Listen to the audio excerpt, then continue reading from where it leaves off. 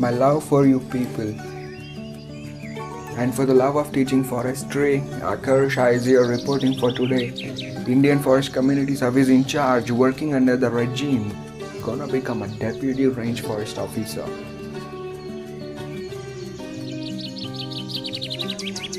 Coming to the first question, what are ecological pyramids?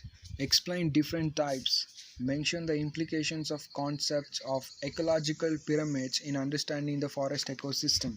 An ecological pyramid is a graphical representation of different organisms at a different trophic levels in an ecosystem. The position of the organism in an ecosystem is called as niche. Hence, in an ecological pyramid, herbivores, consumers, and detrivores are arranged in some defined pattern. Based on this, ecological pyramids are classified into three types. They are pyramid of numbers, pyramid of biomass, pyramid of energy. We'll go through each one of them. First one, pyramid of numbers. It shows the number of individual organisms at each trophic level in a particular environment. In grassland, the producers are higher in number, followed by small herbivores and carnivores. Hence, it forms an upright shape. Second one, pyramid of biomass. It shows the total dry weight or living matter in each trophic level in an ecosystem. The grassland and forest ecosystems are upright in shape because there is a gradual decrease in biomass of organisms at a successive levels from producers to consumers. Third one, pyramid of energy.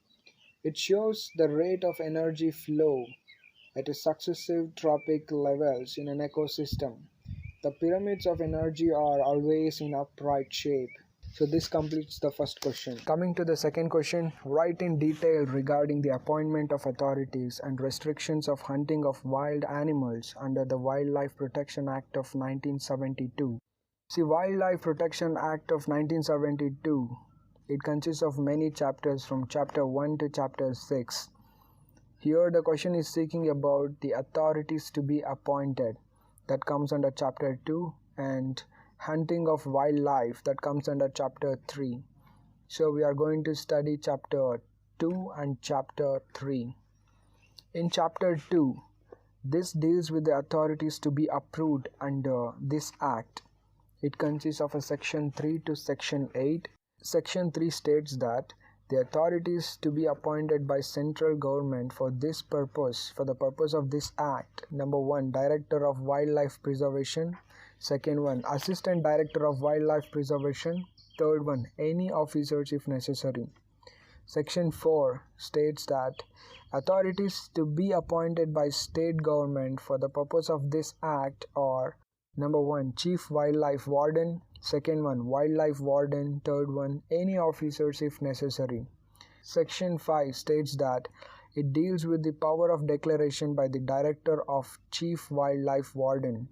Section 6 states that the constitution of Wildlife Board by state government. Section 7 states that the procedures for setting up a Wildlife Advisory Board. Section 8, Advisory Power of Wildlife Advisory Board of State. Chapter 3. This chapter deals with the hunting of animals, issue of license and permits, capturing of animals and prevention of collection of specific plants. No person shall, unless authorized by a license, hunt the wild animals other than a vermin. Hunting of wild animals. This act prohibits hunting of any wild animals specified in Schedule 1 to Schedule 4, except provide under Section 11 and Section 12. But under special conditions, the CWW can permit hunting of Scheduled 1 animals. Special conditions necessitating animal killing are listed as follows. The number 1, if the animal is dangerous to human life. Second one, if the animal is disabled or injured one. Third one, if the animal is deceased, which is beyond the recovery stage. The killing of an animal in good faith in defense shall not be considered as an offense. The animals killed or wounded under this condition is a government property. So this completes the second question. Coming to the third question, list different systems and methods of sales of forest producers. What are the different methods of sales adopted in state forest department? So we have different methods. The first one, lump sum sale. Second one, payment on out turn. The second one itself will have 6 different types. The first one, sale of whole coop or area. Second one, sale of standing trees. Third one, sale of few selected trees. Fourth one, sale by means of license or permit. Fifth one, sale by commutation system. And sixth one, extraction without previous permit or agreement. The sixth one itself has a method of sales, and the method of sale is categorized into 2 different types. One is sale by private bargain. Second one, sale to highest bidder. The highest bidder includes by public auction, and second one by tender. And by tender it includes sealed tender, open tender. And the third one, sale by royalty of fixed traffic. So we'll go through each one of them. The first one, lump sum sale. In this system of sale, the produce is sold at a fixed sum without knowing the exact quantity. Example, an area of grass, a fuel coop, a lot or group of trees. Second one, payment on out turn.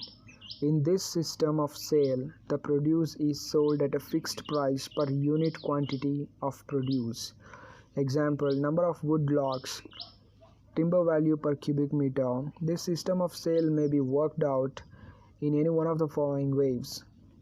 As I told you before, the first one, sale of a whole coop or area. Second one, sale of standing trees. Third one, sale of few selected trees. Fourth one, sale by means of license or permit. Fifth one, sale by commutation system. See, sixth one is extraction without a previous permit or agreement. What does this say? In this system, any person without a valid license can enter a forest and collect permitted produces. He can pay amount at a revenue station or collection depot according to his collected materials. This is useful for sale of minor forest produces. And then method of sale, which was included in the sixth one. It is categorized into sale by private bargain, sale by higher bidder. In higher bidder, we have a public auction and by tender. Tender has again divided into sealed tender and open tender. And the third one, sale by royalty of fixed traffic, right? So the first one is sale by private bargain. In this method, the price is fixed by direct negotiation between a buyer and seller. Applicability. It is applicable where the quantity of sale is small. It is applicable where the product demand is limited. It is suitable where one person or a firm desires to purchase a particular produce. It is applicable where popularization of a particular species is needed. Advantages. Fair price can be obtained from the produce. Future markets can be created for the produce. Intermediaries in the market is eliminated. It reduces auction expenses. This method gives better results when market is dull or overstocked. Second one, sale to the highest bidder. In this, price of the produce is fixed by purchaser. Thereafter, the produce is divided among the purchasers according to their share. Second one, this sale to the highest order is divided into public auction and by tender, right? In sale by public auction, in this, price of the produce is progressively increased by intending purchasers by outbidding each other. Finally, the highest bidder becomes the purchaser. It is a fair method of sale if competition is keen and no rings or pools are formed amongst the purchasers. But there is a possibility for forming rings by contractors, which results in a lesser income. The second is the sale by tender. In this system of tendering, each intending purchaser quotes a price for a unit quantity of produce before a fixed date. Each tender should be accompanied by an earnest money deposit. It is suitable for forest produce having a constant value and where the market is slack and overstocked. Such tenders are of two kinds. First one, sealed tenders. Second one, open tenders. Again, I'm telling you, this comes under the sales by tender. Okay, let's go through the sealed tender. In this system, purchaser can send a sealed tender before the prescribed date. After the prescribed date, all tender forms are opened before the authorized agents concerned. Hence, before opening, the tenderer cannot be able to know the quoted price by others. Second one, open tenders. In this system, the price quoted by one purchaser is kept open. Hence, all other purchasers can know the quoted price of each other. Third one, as we know, we discussed the first one is sale by private bargain. Second one is sale to a highest bidder, and third one is this one, that is sale by royalty or fixed tariff. In this system, the price is fixed by the seller. Royalty is fixed according to the weight, number, quality, or volume of the forest produce. And again, the different methods of sales adopted in state forest department or farmers markets, direct retail sales, craft shows, the internet and the mail order are common direct to consumer marketing channels. And the mass marketing, the first one, and the second one, niche marketing, market segmentation as a third one, distribution, advertising, and personal selling, sales promotion, publicity, yellow pages. All these are other steps of sales adopted in a state forest department. Let's go through each one of them. See, the first one, mass marketing. It is aimed at a large number of customers with essentially the same product, promotion, etc. Mass marketing assumes that all the customers have similar needs in relation to a particular product. And the niche marketing. The opposite of mass marketing is a niche marketing. Here, a particular group of customers is concentrated on given a specialized attention. This can be very effective method for smaller companies with a limited financial resources. And third one, market segmentation. It comes in between the mass and niche marketing. This means taking the overall group of customers and breaking them up into similar smaller groups. Products and marketing activities are generally focused on two or more well-defined groups. The fourth one, that is a distribution.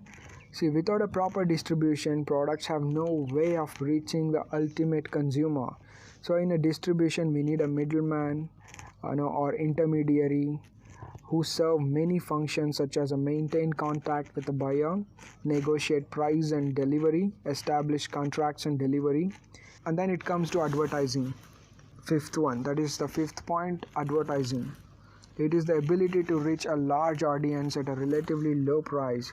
Is one of the positives of advertising. They include radio, TV, magazine, newspaper, billboard, direct mail, business cards, letterhead, etc.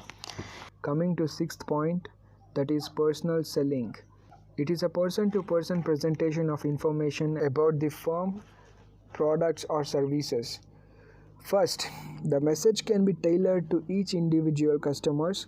Second, it is possible to receive immediate feedback.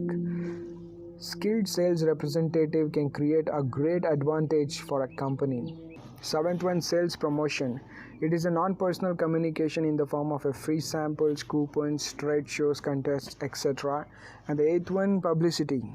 Publicizing the information about the firm, its products and its services, like news releases, articles in trade magazines or newspaper articles, like that. And the ninth one, trade associations and trade publications. So these associations often have a market analysis, like who are available to assist member companies.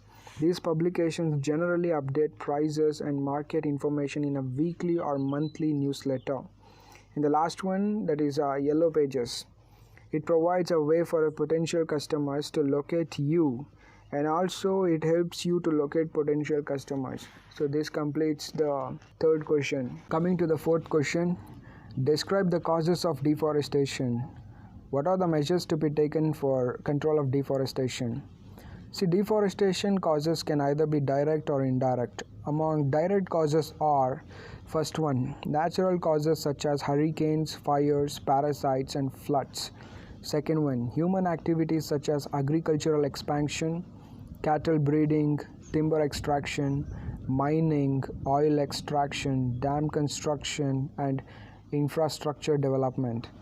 Among indirect causes are: first point, insufficient political actions and governance failure such as inadequate land tenure system, corruption, wrong public administration investments. Second point, political and socio-economic causes such as population growth, military conflicts, and climatic changes. Timber extraction. Centuries old trees are cut down to make timber or cellulose for the furniture or paper industry. Any system employed for wood cutting causes serious damage to ecosystem, and these damages are amplified by construction of roads required for vehicles and to transport chopped timber to its destination. Next comes the firewood collection. Due to population explosion, the native populations of the forest depends on the forest wood as it provides energy sources for their survival. This phenomenon adds to large-scale industrial timber exploitation.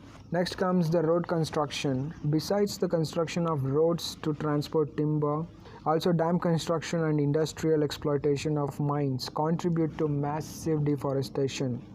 Solutions to deforestation: replanting, reforestation, ban on cutting of trees, spread the awareness about sensitization, and organize educative campaigns about the effects of deforestation.